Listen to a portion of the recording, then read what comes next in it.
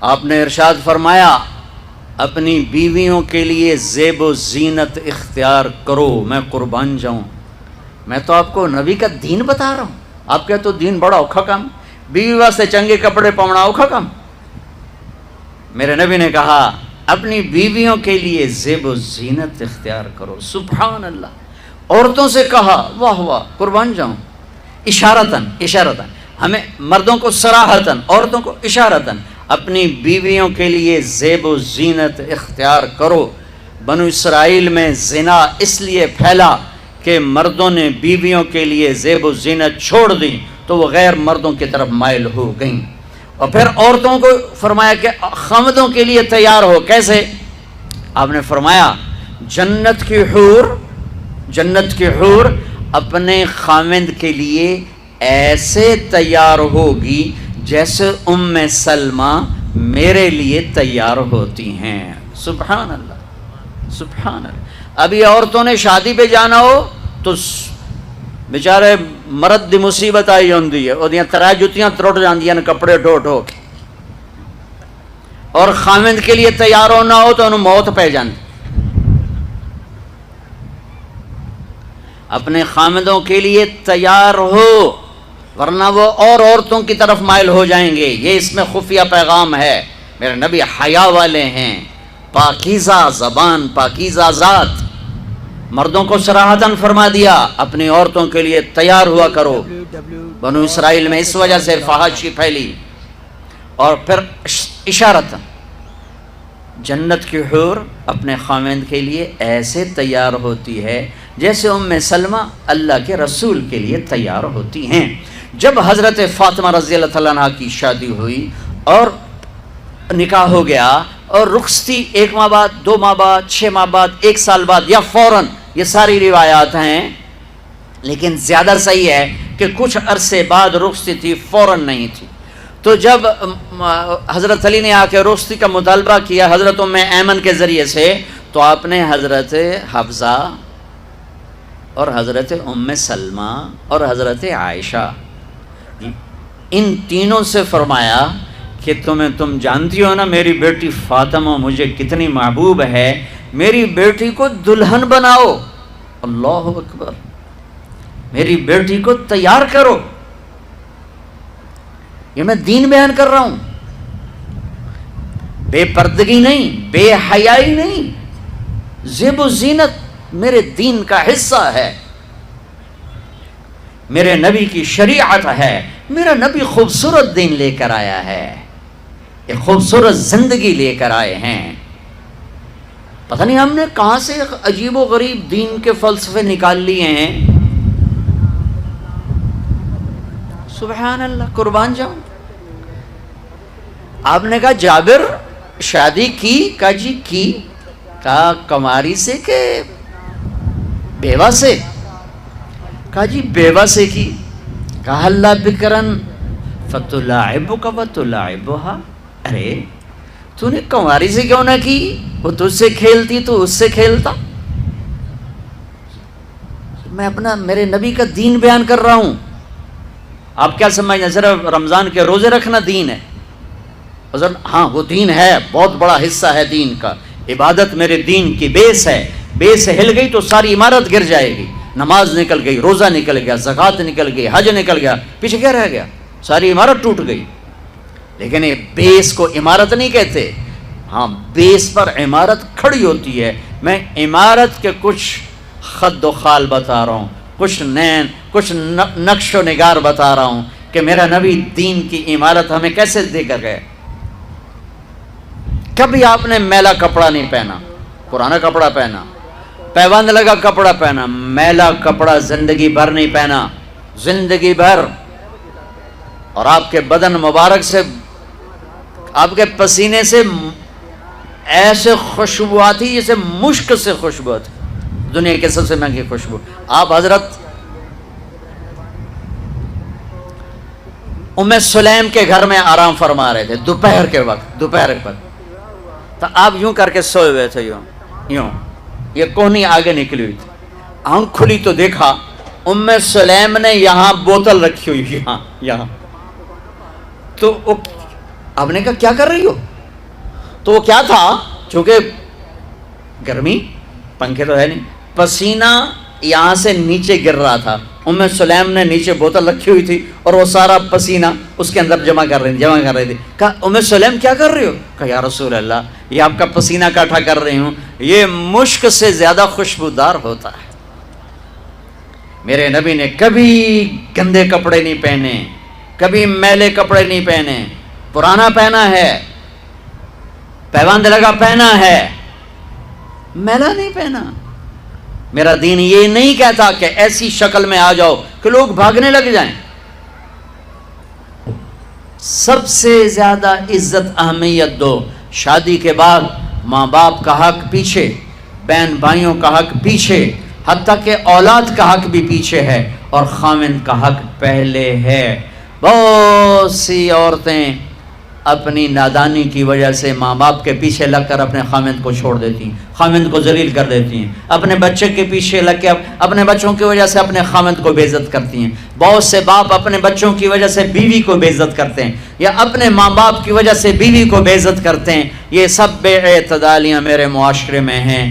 اللہ کا واسطہ دیتا ہوں، ایک دوسرے کو عزت دو، رشتوں کو عزت دو.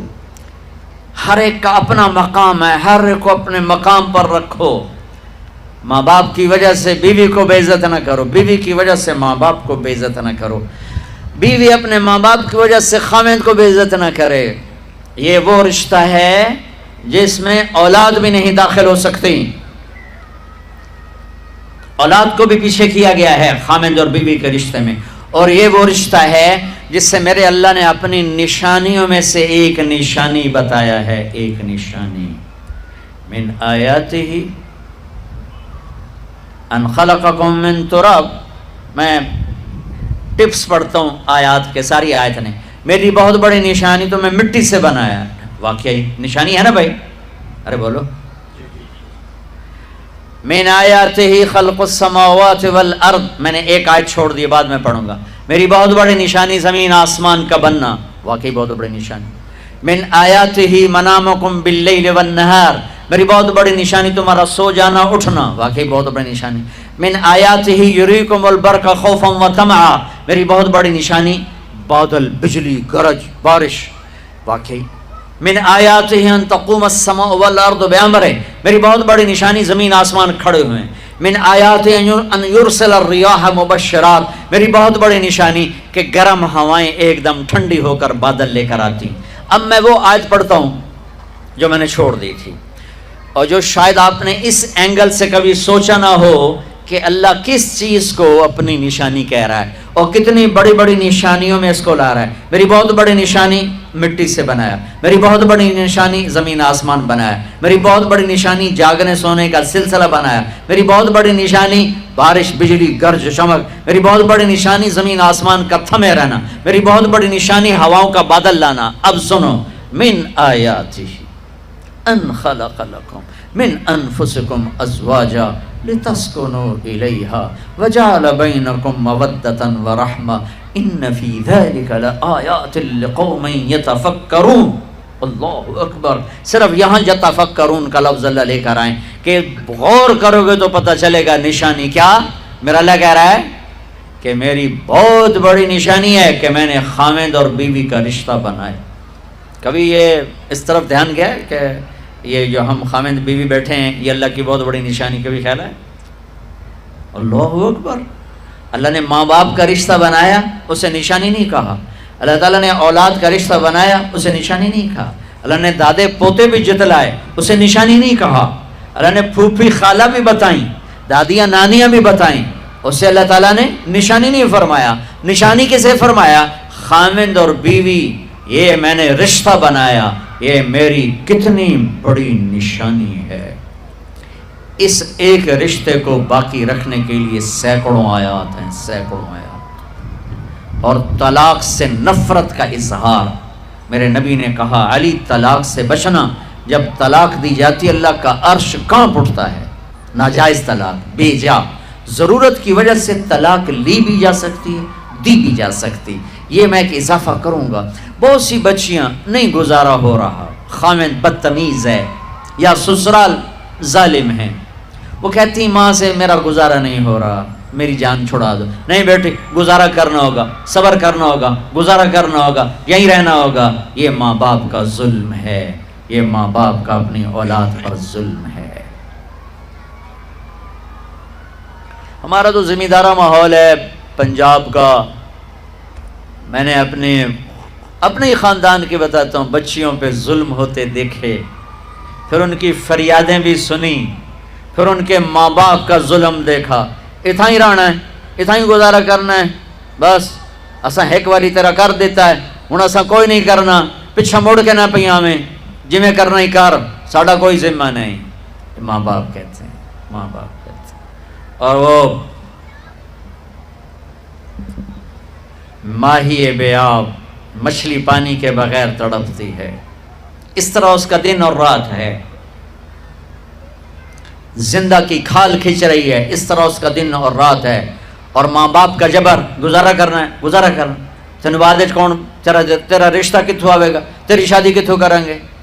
ابھی تو اس کو ذبح ہونے سے بچا لو. کل تو اللہ نے ہمیں اس کا مکلف ہی نہیں کیا کہ کل کیا ہوگا، کل کو آنے تو دو. پتہ نہیں کل کا دن ہے بھی نہیں کہ ہمارے مقدر میں یا نہیں. ہم کل کے لیے اپنی بچیوں کو ذبح کر دیتے. میں نے ان کو تڑپتے دیکھا. میں صرف اپنی فیملی کی بات بتا، اوروں کی فیملیوں کی بات بتا، جہاں جہاں تعلقات. کہیں رشتہ قریب کا ہے، لڑکی بدتمیز ہے، بچہ شریف ہے، وہ کہتا ابا جی میں طلاق دینا چاہتا ہوں، میرا اس سے گزارا نہیں ہے، زبان شدید ہے. ہائے میرے بھائیو، گھروں کی آبادی اللہ کی قسم، مالدار ہو یا غریب ہو، صرف اچھے اخلاق سے ہوتی ہے. اور گھروں کی بربادی مالدار ہو یا غریب ہو برے اخلاق سے ہوتی ہے، برے اخلاق سے ہوتی ہے. دو واقعے اوپر نیچے ہوئے. ایک خاتون ملی، مجھے تعارف کرایا گیا کہ ایک خاتون آ رہی ہیں، ان کے خاوند کھربوں پتی ہیں، کھربوں پتی. ٹھیک ہے جی آؤ. اس خاتون نے آتے ہی رونا شروع کر دیا. مولانا لوگ مجھے خوش قسمت سمجھتے ہیں کہ میں بہت بڑے مالدار کی بیگم ہوں، میرا دل زخمی ہے، میرے خاوند کا سلوک اچھا نہیں، میں دولت کو آگ لگاؤں، یہ ہیرے کے سیٹ کو میں کیا کروں جب اس کا سلوک ہی میرے ساتھ اچھا نہیں. چند دن کے بعد ایک نوجوان ملا. مولانا میں اپنی زندگی سے تنگ ہوں، میری بیوی انتہائی بدتمیز ہے، انتہائی زبان دراز ہے، میں اپنی زندگی سے تنگ آ چکا ہوں، 3 بچے ہو چکے ہیں، طلاق دے نہیں سکتا، میں کیا کروں. یہ روزمرہ کے واقعات ہیں. تو ضرورت کے لیے طلاق دی جا سکتی ہے، لی جا سکتی ہے، نہ عیب ہے نہ تانا ہے، نہ ذلت ہے، نہ کوئی داغ ہے. لیکن ابھی فیصلہ آباد سے ایک بچی ملی، اس کی بچی گود میں، طلاق کیوں ہو گئی؟ سسرال نے کہا بچی کیوں پیدا ہوئی ہے، گھر واپس جا. طلاق دے دی. بچی پیدا ہونے پہ طلاق دے دی. پچھلے ہفتے ملا ہوں، پچھلے ہفتے. کیا قصور ہے جی، بچی پیدا ہوئی طلاق دے دی.